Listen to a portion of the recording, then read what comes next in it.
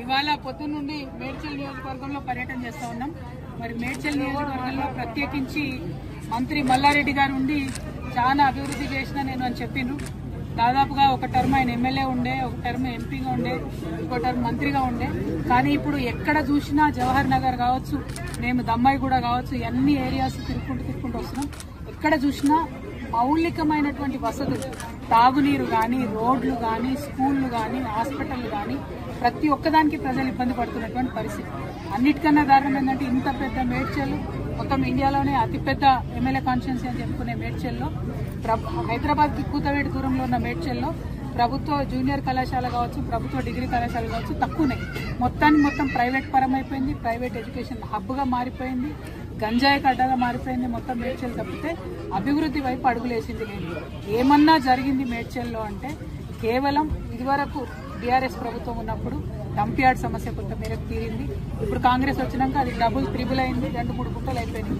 అదేవిధంగా అంతకుముందు కొన్ని పెన్షన్స్ వచ్చినాయి, ఆ పెన్షన్స్ ఇప్పుడు పెరగలేదు. అంతకు మించి మేడ్చల్లో నేను పూలమ్మినా, నేను పాలమ్మినా అని చెప్పే మల్లారెడ్డి గారు పూలమ్మడం పాలమ్మడంతో పాటు అనేక ఎకరాల భూమిని కబ్జా పెట్టిండ్రు. 2 రోడ్డు విస్తరణ ఏదైతే జరగాలో జరగకుండా అడ్డుపడతా ఉన్నారు. వారి కాలేజీలు, వారి యూనివర్సిటీలు తప్పితే ప్రజలేం బాగుపడ్డారని చూస్తే మాత్రం దారుణమైన పరిస్థితి. ఎందుకంటే గవర్నమెంట్ కట్టించిన డబుల్ బెడ్రూమ్ దగ్గరికి పోయొచ్చిన మేము పొద్దున 4000 మంది ఉన్నారు. 4000 మందికి 2-3 బస్సులు కూడా లేని పరిస్థితి. మరి మినిస్టర్గా ఉండి, లేబర్ మినిస్టర్గా ఉండి కనీసం మానవ హక్కుల కోసం ఆలోచించాల్సింది, అది చేయలేదు. ఇప్పుడు జవహర్ నగర్ మొత్తం ఏరియా అంతా చూస్తున్నాం. అందరితో కూడా 58, 59 జీవో కింద పైసలు కట్టించుకున్నారు రిజిస్ట్రేషన్. ఎందుకోసం కాలేదు రిజిస్ట్రేషన్? ఎందుకైతే లేవు? ఎట్లా మేయర్ గారి కుటుంబ సభ్యులకు రిజిస్ట్రేషన్ అయిందని చెప్తా ఉన్నారు, మల్లారెడ్డి గారి కుటుంబ సభ్యులకు రిజిస్ట్రేషన్ అయిందని చెప్తున్నారు. వాళ్ళకి మాత్రం రిజిస్ట్రేషన్ అయ్యి సామాన్య ప్రజలకు ఎందుకు రిజిస్ట్రేషన్ కాదు? ఎవరు కాపాడుతున్నారు మల్లారెడ్డి గారిని? ఎవరు అండదండలు చూసుకొని రిజిస్ట్రేషన్ చేసేటోళ్ళు? మేము మాత్రం దీని మీద న్యాయ పోరాటం తప్పకుండా చేస్తాం.